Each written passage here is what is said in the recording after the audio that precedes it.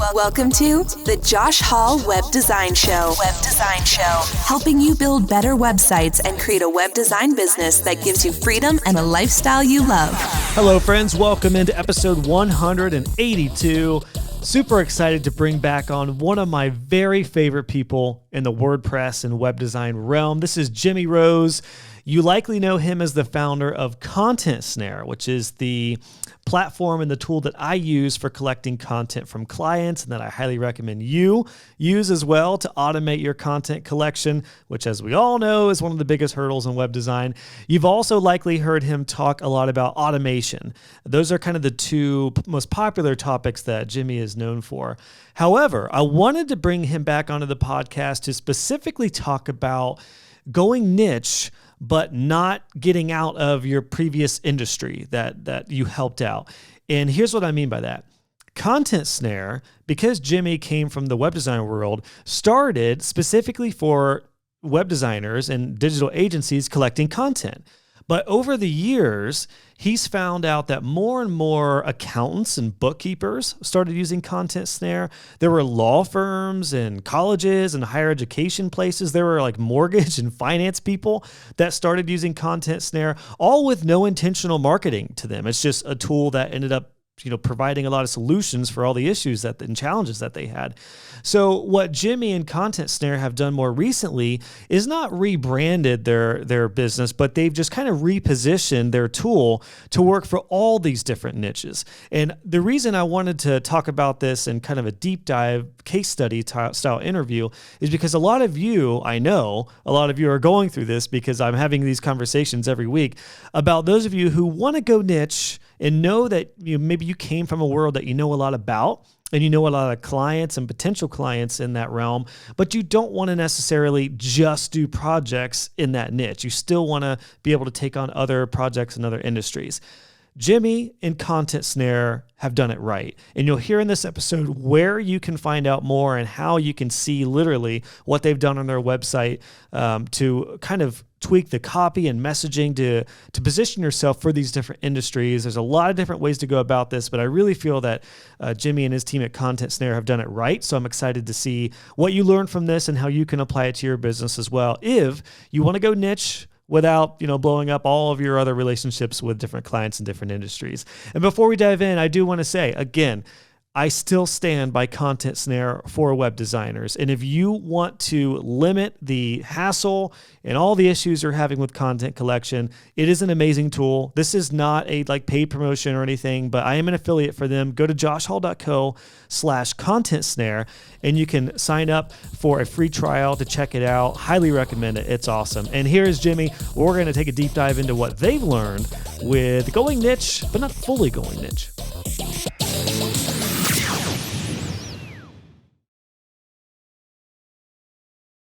Jimmy, welcome back onto the podcast. Round 3, man. How's it going? Oh man, it's doing great, and it's awesome to be back here for number 3. That's what's your record so far? Number of you're up there. I think Tim Streifler with Divi Life has been on 3 times. I think you and him so far are the only 3-peats. But I'll take it. Every time I talk with you, man, I get inspired. I get pumped up. I learn. I was just learning some stuff before we went live about YouTube strategy. You always have awesome stuff to say. And I wanted to bring you back on, particularly to talk about what you're going through with Content Snare right now, and specifically how you kind of found a new market in your new niche that you didn't really expect. And I think this is really interesting because a lot of web designers are finding that too. They think they know who they want to target, and then a year later, they're like, "Oh, I'm actually discovering that this industry or this category of people, and I end up really resonating with, or they need my services." So I'm really excited to dive back in. And again, I appreciate you jumping on, James. It's early for you. I think it's just after 7 a.m. at this point. I feel bad. I think every time I've had you on, you've been first thing in the morning. So one of these days, by golly, I'll get up early for you or stay up late. How's that sound? Yeah, but then it'll be it'll probably be late at night or something for me. This is the only time that works for East Coast Australia with East Coast US, or anywhere in the US, really. It is what it is. I'm up every day at this time. The downsides of a global business, I guess. Let's start there, man. For folks who maybe don't know you yet. And by the way, are you still sticking with Jimmy, or since you're dealing with more professional folks? I didn't know if you changed it back to James. So sticking with Jimmy. Oh man, it's one of the silliest decisions I ever made to make my email address James at, because like now I feel like I'm halfway in between. I'm James on some things and Jimmy on others. Yeah. Well, that's all right. I'm still trying to get Jimmy James to catch on, so I'm going to stick with that. But yeah, man, for folks who don't know you, do you want to just let us know where you're based out of, and then just tell us a little bit about Content Snare and where you guys are at right now? Yeah, sure. So, well, where we're based out of is Australia. If it wasn't clear from my accent, but yeah, I'm James, Jimmy. I've been building software products for, I'm going to feel so old, like almost 13 years at this point. So you started when you were 8 years old. Yeah. Yeah. So it's 2009. I think we started building the first one, and we actually sold that recently, finally off our books. So we've only focusing finally just on Content Snare, which is nice. Awesome. But yeah, we've had an agency throughout that in the middle as well, in around 2014. And we started Content Snare because we had so much trouble getting content from clients. And because a lot of other web designers I knew had this exact same problem. So we thought, you know what, we'll build some software to try and help with this and try and solve this problem. So that's how Content Snare started, was basically collecting website content from clients. So when you need like, team page, you might need bios and images and whatever. And the homepage, you can collect the actual wording, because everyone's sick of chasing clients back and forth for info. So that's why we built that. And I guess, to transition to what we're going to be talking about here is we've found, so basically any business with clients can use Content Snare. Sure. We've got like, 30 different industries using us now, but we've chosen to focus on accounting and bookkeeping as our next major niche. And that kind of happened accidentally. We just fell into it as we found accountants were finding the product all by themselves. Well, I mean, obviously Content Snare is the number one tool I recommend for content collection. I love it. I love being on the recipient end of it. As a speaker for some summits I've been a part of, the Designer Boss Summit, which is one of my favorites to be a part of, they use Content Snare, and it just makes the process for the customer like seamless. But what's interesting about that is you're right. It's like, that's not something that is solely for web designers or creative industries. These other industries are collecting content in terrible ways, like real estate agents, CPAs. I think about all the people that I work with in my professional network, and I'm like, I feel stupid, but I can't believe I haven't recommended Content Snare to my like personal network. I need to start doing that. I just didn't think about it. I thought it was only for web designers. So maybe that's it's a good note to say right off at the top that Content Snare is not just for web designers. It's for everybody. And right there, you've hit on something that is one of our biggest problems. Like, I know people that know our product intimately, know what we do, and never thought that it could be used for anything else. Like it's that they go, oh, you got accountants using, oh my God, of course. Yeah. My accountant could use it for this and this, they join the dots, and it kind of ties into our other major problem, is that everyone has this problem, but no one's looking for a solution.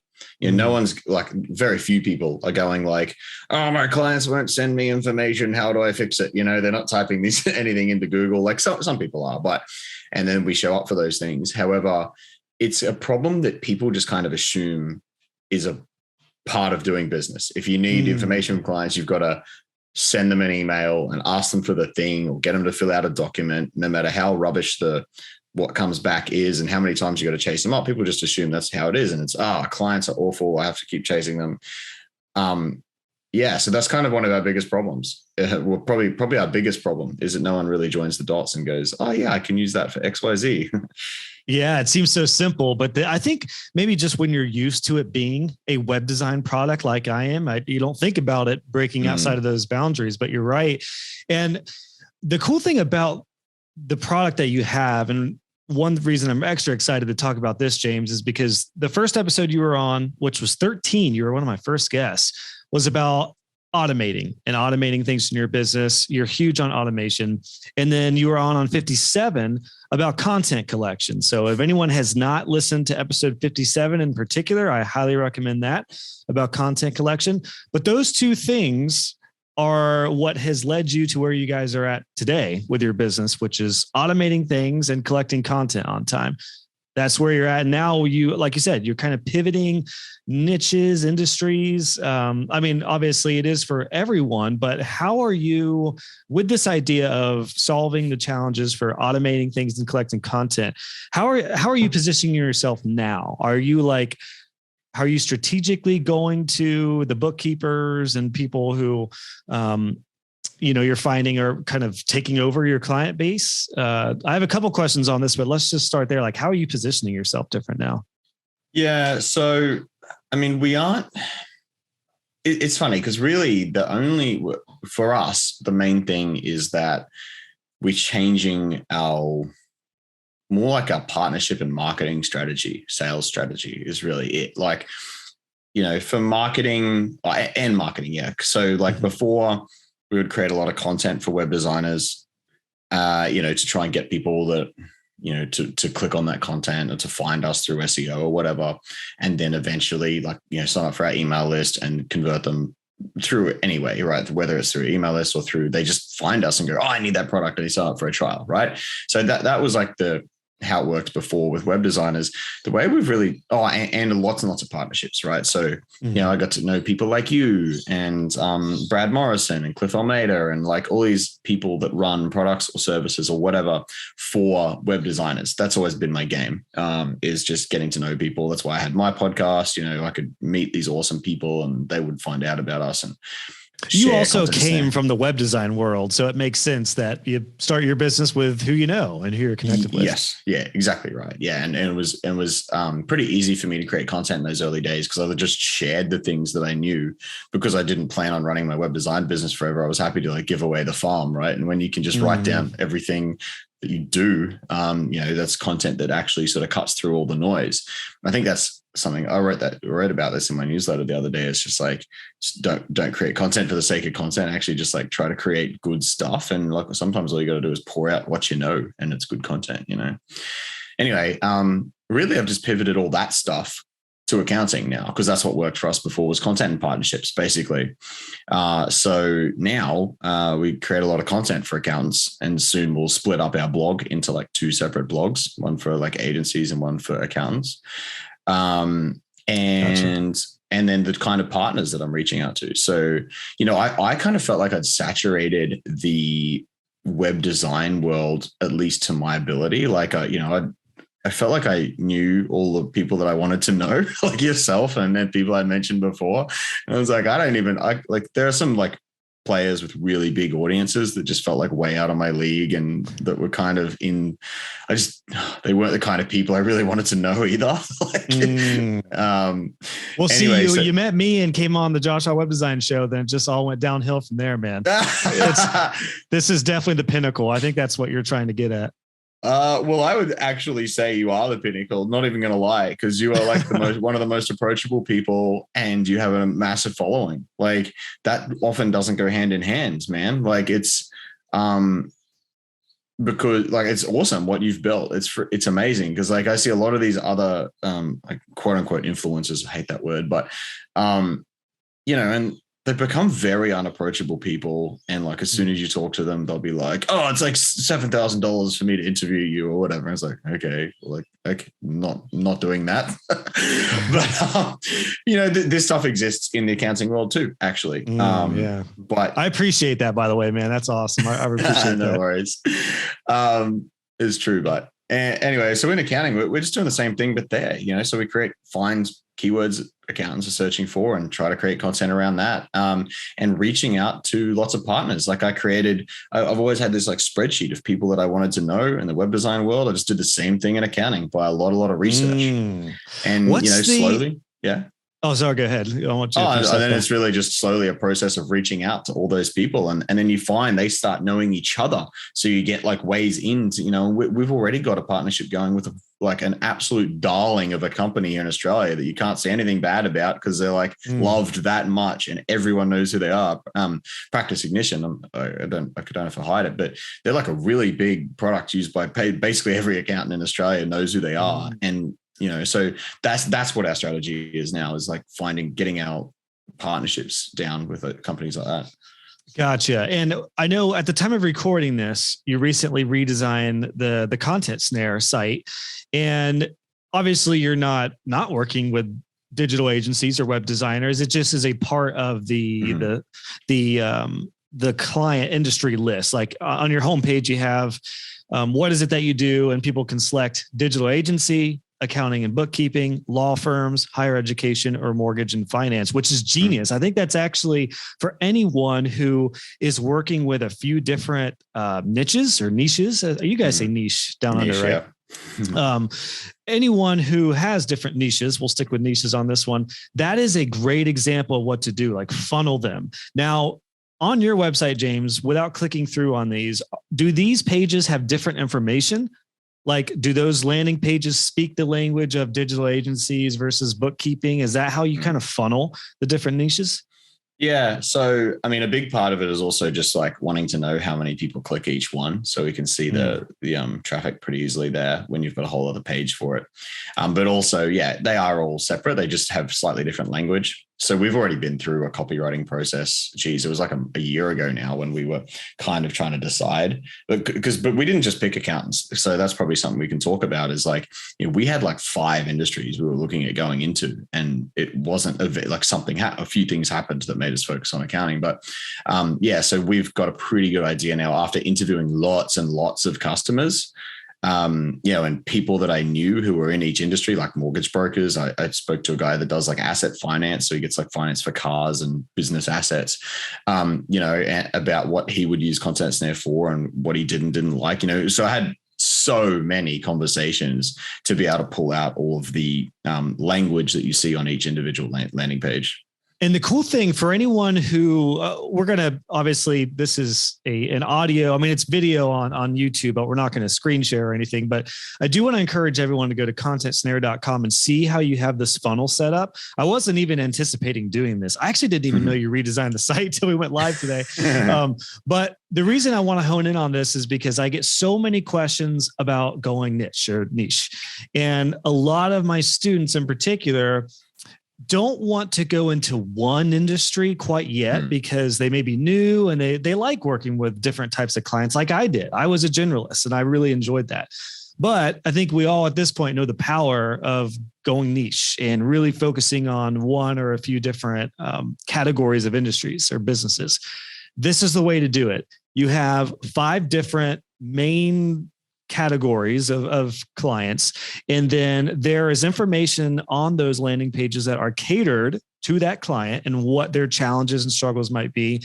But there's also a lot of like global information there too, right? Like it looks like you have a lot of the same sections that are repeated across those different pages about Content Snare, the tool, maybe some testimonials. Is that kind of how you have those formatted? Yeah, the page is the same. It's just the content that's different. It's a duplicated page with different words in each section. So instead of talking about collecting website content, we talk about, client onboarding documents, end of year tax documents. Like, we talk about their specific, they have all the exact same problems, right? Like, chasing clients sucks. They send the wrong things. You've got to chase them for months. When they send the wrong thing, you've got to start off like email them and tell them what's wrong, and they'll send the wrong thing back again. And it's, everyone's got the same problems. It's just, they might use different language. Like a lot of people say data collection for some reason, even though to me, that's more of like something when you collect lots and lots of data as in like a survey or something.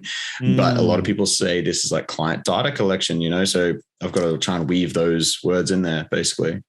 That's interesting. That's a good point. That's a really good point. People speak the same challenge in different lingos or different words. Oh my God. Especially, so many words. you guys are global. Like you're not just working with Aussie clients. Like you mentioned in the beginning, you're kind of used to doing early calls because you're working with people on the East Coast. I mean, do you have West Coast clients in the States and people all over the world? Yeah, absolutely. Yeah. But I guess on that note, it's interesting because partnerships are almost niching to Australia as well, in a way. Like I'm presenting at a bookkeeping virtual conference in the US tomorrow, right? But a lot of the partnerships and people I'm reaching out to are all Aussies, because there's definitely a power in niching even there, right? Because everyone knows each other. So now it's like when I talk to someone, so a lot of the time they're like, "Oh yeah, I heard about you from XYZ at this other other business," like so because, and accountants are especially, I was going to say, like, I don't know what the word is, like, it's not bad at this. It's like they want to have a lot of touch points before they really look into something. They want to know lots of people are using the products. They want to know that it's recommended by people they trust, more so than I think agencies and freelancers are much more trailblazer. They're just going to go, it's a new tool, I'm going to give it a go. As accountants want to know people are using it. And so that effect where you've got everyone starting to hear about it is really powerful. And so if you're in the ear of people that know each other, that's a lot easier. So that like in a way, we're kind of niching down on location there, even though, and I guess what I want to stress here, the product isn't changing. It is. Like we are putting features in that definitely are more used by accountants necessarily than web designers. But there's not a lot because development's very slow, but marketing can change quite quickly. We can build a new website and reach out to people very quickly. So really underneath, it's all the same product. So, you can still have the same services for your clients, you're still building a website, whatever. But you just change the front end, the marketing and who you're talking to. It reminds me of, I forget what book this was in. It's probably in a lot of books. There was a famous example of a insect spray company that had kill all the insects. It was like an all-in-one insect spray. And it was at like Home Depot and all these stores. I think this was a US based company, and their sales tanked. And they realized that when people have like an ant problem or a bee problem or a wasp problem, they're not looking for an all-in-one. They're looking for like bee killer or ant killer or whatever it is. So all they did was take the exact same formula and then label just like kind of what you did here. It's more niche. It was like ant killer spray, wasp killer spray. And then their sales went crazy. Exact same product, just different labels. It was funny. I actually, years ago, I did graphic design for a cleaning solution company that was like cleaning supplies for bathrooms for restaurants and stuff. And they did the same thing. They had like 3 different products, and I asked what the difference was. And they were like, they kind of pulled me inside and they were like, it's actually the exact same formula. This one's just toilet cleaner. This one's floor cleaner. This one's wall cleaner, because it all, it cleans the same, but you have to do it separately. So I say that to say that's the importance of like, even if it's the same product, labeling things a little bit different to make it appear like it's for that niche. I want to ask you that. So I am curious about how accountants in particular came into the picture here. So let's dive into that. I have a really important question about getting into a new industry, because you're meeting new people, very different people. Again, you said accountants, shocker, are probably going to be pretty cautious. They're the bean counters. They're the ones who are going to be slow to act. They need to see results. They're anti like me and most web designers where we're like, ooh, a new cool $500. Sure. Let's try it out. They're not like that. So, and I don't know. I know that's not the price point of Content Snare right now, but I just spent $500 on a new tool to try it out recently. So, but most accountants aren't going to do that. So where did this come into play for you? Was there like a couple moments where accounting and bookkeeping seemed to, what was the aha moment that this was like the new market you wanted to target? There really was. Very rarely in my life, people ask about, those kind of things. I'm like, very rarely is an actual aha moment, but with accounting, there was. So we were trying to decide on a niche for probably a good 6 months, like we were setting up multiple landing pages. We were running ads to different industries to try and see how they responded to them, just Facebook ads.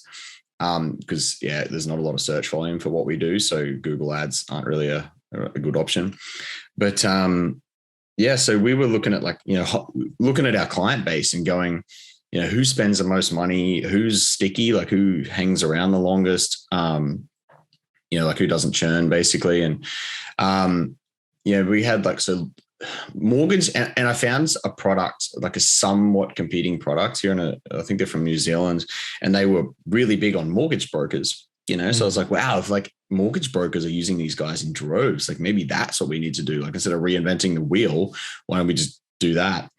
But I found like a couple of our features didn't really align with what mortgage brokers needed. It was going to be a while before we got to that point. So it was kind of like a process of elimination for a little bit, right? And, I spoke to lawyers that I knew, and they were like, don't do lawyers. We're all too backwards. We're like, we want one product that does everything in our business, even if it does it all like half-ass, and we're not like slow to adopt tech. And, I talked to an accountant who said the exact same thing about his like accounting brethren, and because I also couldn't see it with accounting. I was like, oh, look, my accountant doesn't need that much information from me. Why would they need to use Content Snare? Turns out I'm just one of their more ideal clients, because I end up speaking to our bookkeepers or whatever later on. And they're just like, yeah, well, you just give us everything we need on time and it's easy. Not you're like one of our best clients. I was like, oh, okay. Yeah, that makes sense. Yeah. So anyway, so I wrote off accountants early on, and, then we were talking to higher education institutions. They sounded really good because they're big and they're like prestigious organizations and whatever, but there's not many of them. So they're very hard to target, So this was like, we just went through every single thing. I was like, how easy are they to get to? How much money have they got to spend, and try to create some criteria around each niche, and then score everyone based on that. And I can tell you accountants didn't win that. I think mortgage brokers did. And we targeted them for a while. And we found out the thing with the features and whatever. And what ended up happening is I was like, you know what, I'm just going to give accountants a go, because I heard a couple of people say it would be good for them. And we ran some Facebook ads, and it was actually a local dude here in Brisbane signed up, like saw our ad and signed up for a paid account on $100 US a month that day, which had literally never happened in web design world. Like we used to have a $9 a month plan. It was a shit fight to get anyone even to sign up. No, sorry, I didn't ask about your swearing policy, but yeah. Oh, you can say, it felt like it was a fight to get people to sign up for $9 a month, right? I want Jimmy to be Jimmy here, by the way. You can say shit whatever you need to. Yeah. And when we got someone to upgrade to like a $29 a month plan, it was like, oh, thank God. Well, yay. Because $9 a month is barely like cost covering, right? Yeah. For us, it was like a loss leader in a way. And then, this accountant signed up same day. And then I spoke to a US based accountant who'd found our product and felt like, they'd worked out that they could have used this all on their own, even though it was for web designers, because they read the site and it was very web design specific. They loved it. And they'd referred it to someone else and they loved it. Like this other accounting firm had just so we got all this insane feedback. And then the big aha moment, sorry, a long way to get to this. So I got reached out to by a listed company that runs a document management system for accountants. And they said they wanted to buy us out, basically, or wanted to put that offer out there that they were looking to buy a product like ours, and said the industry needed it. And that was just the big nail in the coffin for us. We were just like, well whatever the opposite of the nail in the coffin is. It's like, it was the thing that made us go like, yes, okay, accountants are what we need to focus on. Yeah. Well, so that's an interesting point too, because you're dealing with probably on average a customer that has a much bigger spending threshold. Like $100 a month probably isn't near as big of a deal to a professional accountant than $100 a month for a freelance web designer, who maybe it takes a while for most web designers to realize the value of their time when it comes to getting content. Like most of the folks in my web design club and a lot of my students who are building their businesses realize the biggest hurdle by far in the entire process, that is the most costly and the most draining and time consuming, is the content collection process. So whatever you can do to expedite that is worth the investment. Now, There you go, James. If you want to use that for your web design page, you're welcome to. But that is like, it takes web designers generally a while to get to that, except for those listening to the Josh Hall Web Design Show. Most web designers, though, are going to see like $30 a month for collecting documents. What? I can just email the client and then get 100 strands of email threads. I'll just go that route. So all that to say, it's probably going to take a little while longer to get to that, to where it is interesting to have like this new niche that is already there, like already on that level. I would imagine that it was that kind of one thing too, that was like, okay, we've got literally a higher dollar value client. That I'm assuming that factored in there too, right? Huge factor. Like, and you touched on something very, very important there. It's the way people value their time. I think it's very hard for freelancers to value their time because they're generally not charging out at an hourly rate, and a lot of freelancers and small agencies will try to build or DIY things that take a lot of time to save a small amount of money. And I'm able to say this very easily because I was that guy for so long. I'd be like, I don't want to pay $30 a month. I'm just going to like spend a week installing some open source thing and setting it all up and fixing it when it breaks. And like, I was 100% that guy. And so yeah, I hit a breaking point in our agency where we were just too busy, and I started just signing up for anything that could save me time, and it was like a massive turning point in my business. Was that what kicked off your the automating or the automation side of your passion? Yeah, that's literally the story I tell people when it's like, why do you, like when I want to talk about explain why automation is so important, that is the story I tell, because it was a big turning point for me. There was a couple of other stories as well, but yeah, like it's a way people value their time. With accountants, it's very easy, because they charge out at like $300 an hour or whatever it is, So they go, if I can save half an hour a month, this tool's paid for itself, right? Yeah, gotcha. Whereas half an hour a month for a freelancer might not feel like a lot, especially if they're, if they've got a fair bit of free time, whatever. And it's also hard to track how much Content Snare is saving, because no one's really going like, oh, today I spent 20 minutes chasing up this one customer, and no one's tracking their time like that. But yeah. And another factor too, with most web designers, unless they are an agency that is doing things at scale, most web designers aren't going to have that many clients in a year. And that's actually a benefit. I talk about that being one of the best things about web design is you don't need that many clients to create a 6-figure income. But in the case of this type of service, it might be something where they only use it once a month or twice a month. And if it's a really simple project, they may not even need Content Snare necessarily. If it's just 5 images and a couple of pages, they could get by with Basecamp like I did for a little while. But it's a really interesting point that you kind of were in this market, in this niche, but then this new target market emerged. And now you're really featuring all these different services and catering to all of them. You talked about how you kind of revamped your marketing strategy. I want to know, Jimmy, did you feel, or are you feeling imposter syndrome with getting into this? Like, I can't imagine going to a bookkeeping conference. That sounds like a nightmare to me. What like, do you feel weird? Did you have to go get suits? Like what you know what I mean? You know what I mean? Like what is it like entering into a whole new world? Dude, I'm scared shitless. Yeah, you're 100%. Imposter syndrome is ramped up from like in the agency world. I was starting to actually feel like I knew some things. And even though I stopped running the agency and my knowledge was kind of fading out over time, there were some things that I could tell people about that they really got a lot of value out of. Dude, imposter syndrome went from like 10 out of 100 to like 100 immediately as soon as I was asked to speak to a group of accountants. Like talking to other software products or other, talking to people to start up a conversation is not too hard for me because I've done it for so long now. But it was easy in web design because with I had the podcast. I'd be like, come on my podcast. I'll put you in my newsletter, I'll put you in front of our audience. So I had value to give.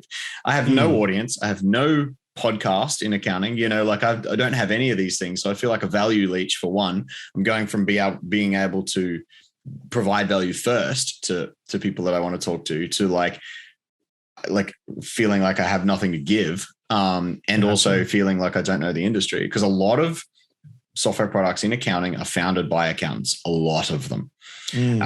But there are, like what I found is just like there are some, you've always got some knowledge that's going to be valuable to some of them, and you've just got to focus on that, so have a guess what I'm talking about tomorrow that you think bookkeepers and accountants might not know a lot about that I know a lot about. Probably something about web design or some sort of online marketing or something. I could have done that. Actually, that's actually a really good point. I could have done that. Like I could talk about SEO all day. And I was just thinking, like, despite everything you just said, James, you are maybe potentially one of the most unique type of people to be at these conferences, because there's probably not many people like you. Like, you have all this experience in web design, SEO, entrepreneurship that a lot of accountants and bookkeepers would probably flock to you for. Like, I guarantee you don't want to design their websites, but I'm sure that if Content Snare could assist them, in just the digital space in general, my gosh, I feel like you could really set yourself apart. Yeah. Yeah, that's a good point. Think about that. Thank you. But the answer was ZAPier. So I'm just explaining how ZAPier works, because a lot of them don't know. So, but it's the same in web design, and I feel like it's one of those topics. Can we address complete tangent? But while I have you, I have to ask you, why do people call it ZAPier? Because that's what it sounds like. Like if you read it. Yeah. Does it? To me, it looks, okay, let's say it's TAP. So ZAP, Zap, that strikes me as Zap. And then you put IER on it. Like any other word that ends in IER, you would say. Is it ape? Like, yeah, I think it changes the sound of the A, like a rapier. Is that what it is? It's like the knife. Is it a rapier? Rapier? Isn't that how you say that? I just, I hear people say ZAPier, and every time I'm like, oh, it's actually ZAPier. Oh, dude, I said it for so long. Really? Yeah, it's a sword. A rapier is a sword. And then I wondered if I was wrong, because I'm not generally the best counsel for pronouncing things correctly, just like I did there. But yeah, I don't know. I just had to ask you about that because it should be double P, right? So happier. That's how you're saying it. Happier. That's true. So it should be the double P. That's true. Okay. All right. Yeah. You made me feel better about the people who say ZAPier. Let's set the record straight. It is ZAPier. But that's interesting. So you focus on that. Yeah. So I'm just talking and I just opened up one of my presentations. And I was going through it and I'm like, all of this applies to bookkeepers as well. I'm just going to put another couple of specific examples in there that might be like, I create a couple of zaps, quickly take a screenshot, throw them in the presentation. I was very surprised how little I had to change it to be relevant to bookkeepers. So, and that's like, and another thing is text expander. Like every time I tell people about text expansion who aren't using it, it blows their mind. So I could easily give a talk on like productivity and that. So that's how I've fought off the, imposter syndrome, focusing on what I'm good at. And I spoke to a guy yesterday who runs a software product as well, who's not an accountant, sells to accountants. He's a sales guy. So he teaches sales, to accountants.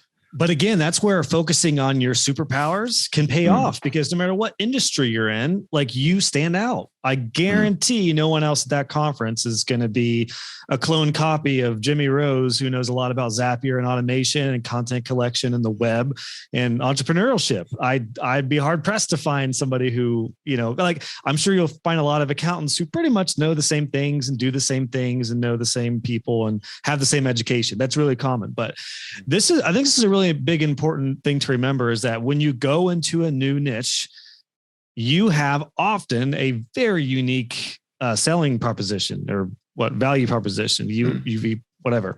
That can be really empowering to boot imposter syndrome, because it's kind of cool. You are an imposter, but that's good in a lot of ways. It's really good. Yeah, you basically bring a fresh perspective. And I think that's, I was speaking to a consultant in the accounting space to help us sort of get our first couple of contacts down. That's another thing you could do when you go into a new niche, is pay someone that knows the people you want to know to make those introductions. We just found a consultant and engaged her, and she introduced us to a few people as well.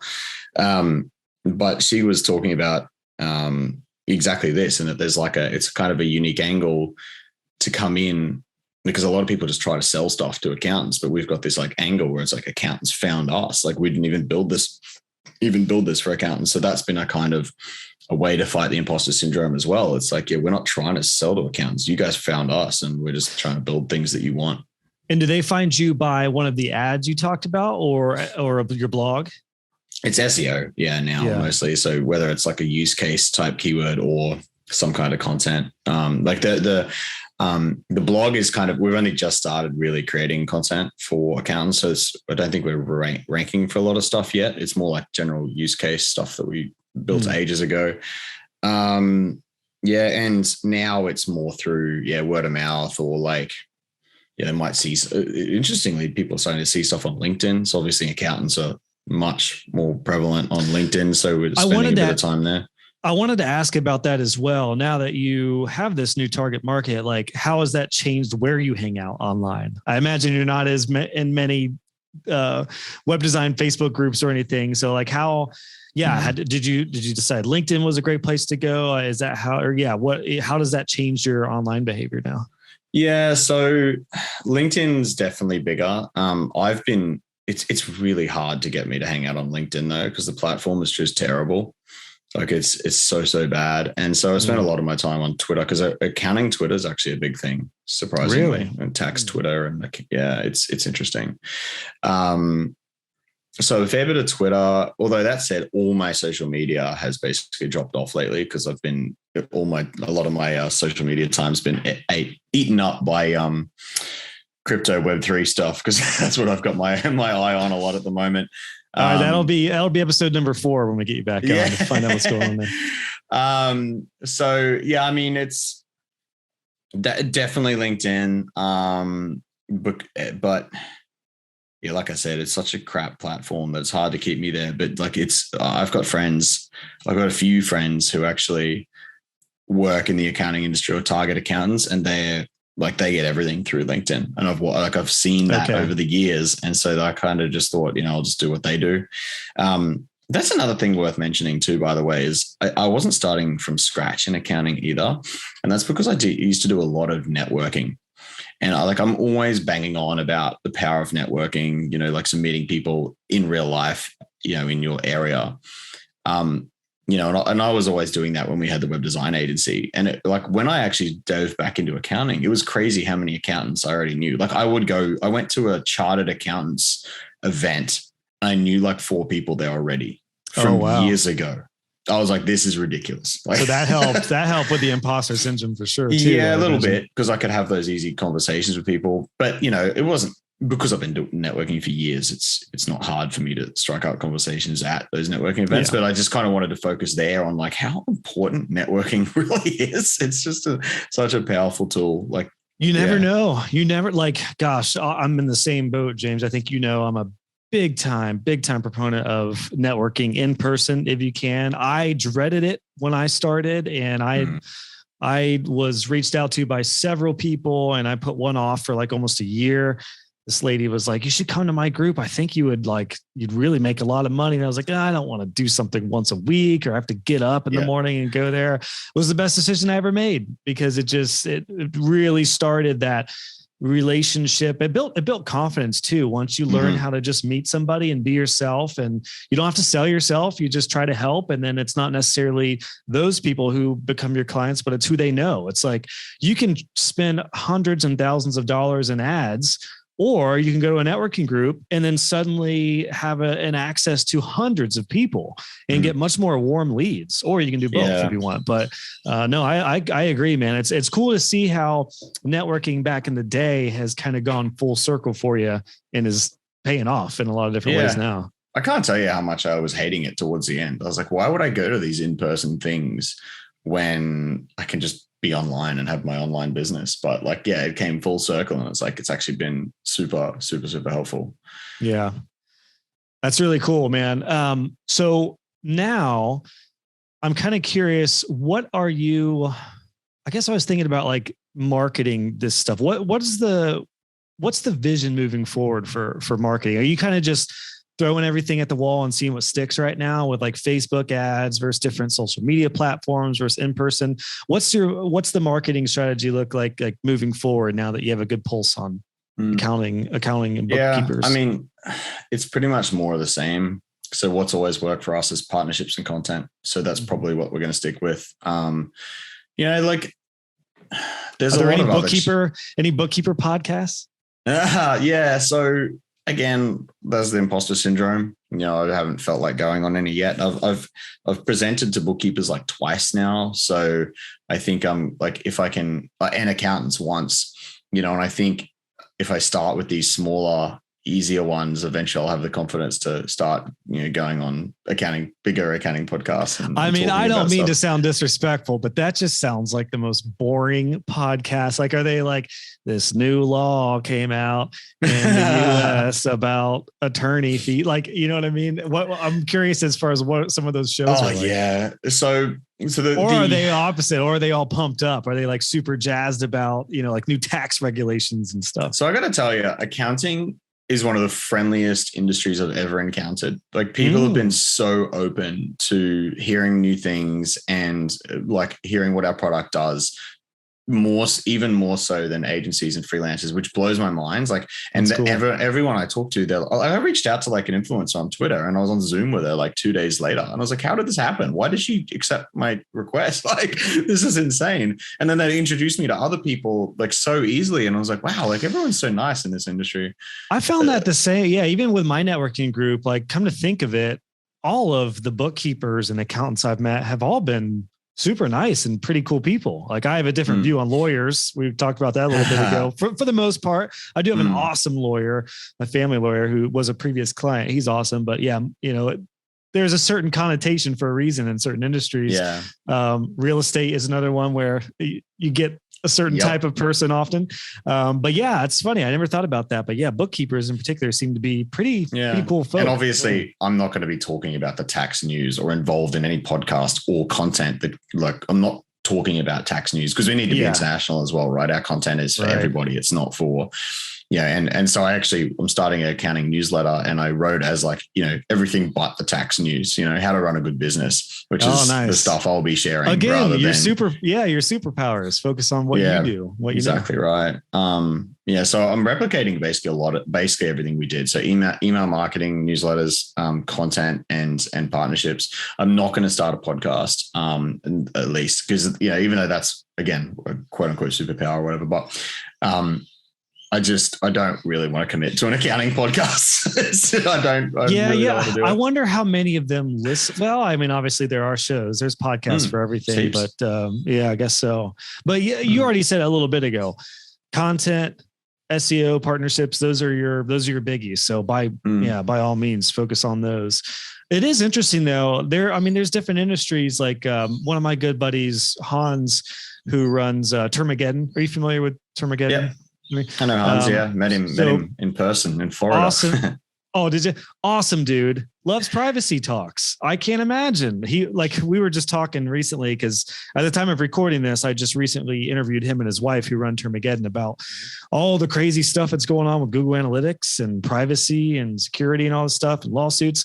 And he was saying, there's some wild stuff going on in the privacy realm right now. And I was like, I'm glad you're excited about this because I have zero interest, but I need to know what's going on. So all that to say, sometimes you go into a niche where you think it's probably, very different than it is when you actually get into it. Is that fair to say? Oh yeah. 100%. Like you were just saying, accountants seem like boring and whatever, but I've found, that's not the case at all. Very cool people in accounting.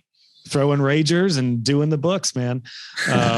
This is really cool. So we've already covered some great stuff here, James. I mean, about really where your product was, what your background in creating Content Snare and what it looked like in the early days to kind of expanding to different types of clients. And you guys have done an absolutely great job. I'm definitely going to use your site as an example of how to funnel different type of niches without saying like you are just content collection for bookkeepers. Because again, that's what a lot of web designers do. If they find one niche that they really want to roll with, they just go right there. And that can be really good if it's a good market. But if your only niche is like barbershops, I don't know if they'll support you unless you can do that at scale. So it might be good to have like a few different type of industries that you cater to. So you guys have done a great job there.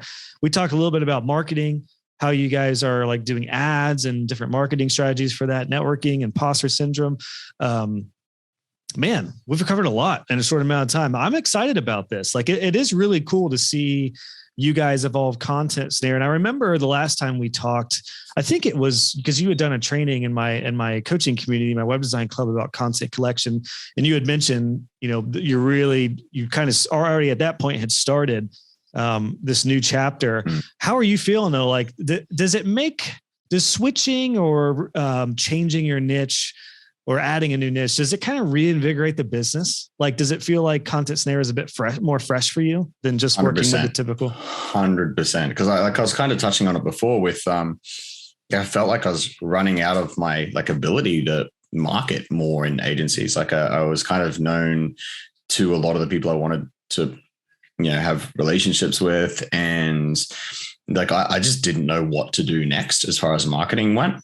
And I felt that way for quite a long time. And now it's kind of like, I'll do this, now do this, now do this. And interestingly, we've kind of built all the things that we want to build, all the processes and everything. So now we're going to hire a full-time marketing person. And then after that, I'm not sure what I'm going to do. I guess I'll be going to networking events and doing demos or something. But so it's definitely, it's kicked off everything again. And just I kind of wanted to talk quickly about what you spoke there about how web designers will pick something barbershops or whatever and go for that. And I think a lot of people do that. They pick a niche rather than having it come to them. And I think that can often lead people astray, but unless you're picking a niche based on good data, which is essentially, and that took us months to work out before we did that. And then we evaluated several industries, and that's what you can see on our homepage now. And I think that's an easy in, if you are considering niching down, you could put a couple of them on your site and see which ones people click and see which ones resonate better. It's kind of just wanted to highlight that because people are often scared to niche or they just pick something randomly and dive in. And I think there is a middle ground.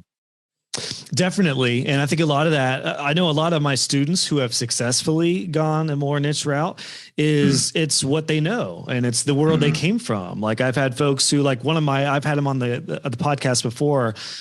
His name was Adam. Adam Wills. He came from law enforcement. So when he started doing web design, it kind of dawned on him that I could probably serve a lot of the people I know in the law enforcement sector. And guess who has terrible websites?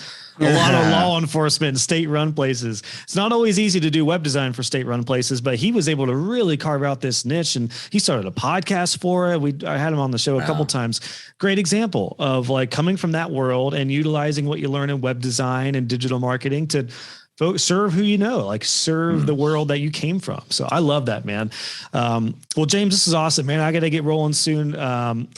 I have one final question for you, but before we get to that, do you have a certain resource that you would like people to go to, maybe especially for web designers? Obviously, I'm still going to 100% recommend Content Snare. Obviously, a lot of web designers are still using it. But is there something you might want to send my audience to or connect with you? Yeah, I guess if you want to jump on my newsletter, you can go to contentsnare.com/weekly. That's the weekly newsletter where I just share awesome content that people are putting out. You feature in there quite often, Josh. Really? Potentially jimmyrose.me. That's just my personal blog where I haven't updated it in a while, but there's a whole bunch of stuff there on automation and how to automate your business with ZAPier and Integromat and tools like that. Get more productive.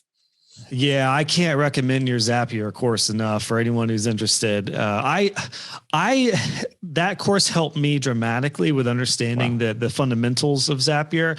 I still just don't love it. And I think that's just maybe where I'm at in my business. I prefer to just have some folks who are really, really keen with it to kind of do the ZAPier automation. I love planning it out, but I found that I don't love implementing it. So I'm kind of realizing some things about myself now too, of what I like to do and what I like to not do. All that said though, yeah, I'll make sure we link your jimmyrose.me site in the show notes because you got some awesome resources there. And again, your ZAPier course is something I highly recommend for anyone who's wanting to automate anything and everything. So definitely recommend that. I think I still owe you a video testimonial, James. I never sent you one, did I? I don't think so. I don't think so. What a jerk. You got enough on your plate, man. No, I said I would. I'm not going to be able to sleep until I get you one. So I'm going to make a note right now. Hold up. We're going to do this live. I am not going to forget about this. ZAPier review for Jimmy. Awesome. Nice. It's in the books. If people are interested too, they can also, I've got a ZAPier tutorial link, which I can send you later. But if you Google ZAPier tutorial, I should be on the front page still. It looks like ZAPier have pushed me a long way down now, but my video is still right up the top. Oh, yeah. You got a featured free. Yes. Yeah. So everyone can search ZAPier tutorial, and then you'll see Mr. Jimmy there, who is leading the way with a little featured video snippet. Another good case study of the power of YouTube, by the way, everybody. If you do a little YouTube tutorial, we were chatting before we went live, but I was expressing to Jimmy some of my, not frustrations, but just some of my struggles with creating videos consistently because they are very time consuming. But you reminded me it's not necessarily about frequency as just quality. With those videos, because some of my videos are pulling up the same and some of them are 3-4 years old. So that's great, man. Awesome. So we'll have some links in the show notes. Last question for you. Let me change the question because we've talked about, where your head's at with it and how it reinvigorated you, but what would you encourage somebody to look out for when they're starting their business and they want to go niche eventually? Would you give them any advice on how to recognize when there's a good opportunity for one? What would you say to somebody who's early on who would love to go niche? Yeah, I would say more about recognizing something. It's more about youally digging for it, getting more inquisitive with your conversations and digging more into what people's problems are. If you overhear someone complain about something, dig into that and learn that industry's language, and because I wouldn't just dive into a niche. You got to kind of work out if you're suited for it first. So actually, customer conversations, I think, is the biggest thing that people should look to get better at, and always after projects have a wind down call with someone, get the feedback, tell them to be brutal, tell them they're not going to hurt your feelings. That's almost my mantra. I say it that often to people, and I need you to be real with feedback. You're not going to hurt my feelings. We need this stuff to improve. So please tell me what you think. What did we do poorly? What did we do well? And these conversations, if you dig into them, that's where you get the language of what the people want and what people need. And you can roll that into your marketing. And then you can use that to decide what industry you're going to go into as well. Right. That's beautiful, man. What a great closing thought, James. That's awesome. Jimmy, sorry. I looked at your name on Zoom, saw James. That will forever be the issue we have with the Jimmy James, but hey, it's good. It's good. Maybe Absolutely. As you get more into the bookkeeping world, you'll start wearing a suit and officially be called James and become all. You'll stop snowboarding and you'll just start, smoking a pipe and reading and talking about taxes and stuff. I actually went to a Super Bowl party run by lawyers the other day, and everyone was in shorts. I was so happy. Oh, really? That's awesome. And we were drinking beers at 8 a.m. on a Monday morning because that's when the Super Bowl was on here. Oh, right. Wow, my view of lawyers and bookkeepers is just completely off. See, I'm being educated too. I can live vicariously through you and learn about these new industries. So that's awesome. I'm going to stick with web designers and entrepreneurs for the foreseeable future, but I'm glad you're liking it, James. Dude, thanks for your time, man. Really, really appreciate your insight and for taking the time with us, and already excited about round 4 when the day comes, man. I love it. Josh, thank you for having me, man. You're always a pleasure to chat to. You're a great host. Thanks, man. Cheers. Hey guys and gals, just wanted to pop in with a couple things before you head out. If you enjoyed this episode, please consider leaving a review on iTunes or wherever you listen to this podcast. I would love to hear your feedback, and it will also help other web designers find the show. Be sure to check out the show notes for this episode. Just go to joshhall.co, click on podcasts, and search this episode number, and you'll find all the links, descriptions, and resources we talked about. And if you haven't already, make sure you subscribe, and you'll be notified when the next episode is live. Thanks again for tuning in, and I'll catch you guys on the next episode.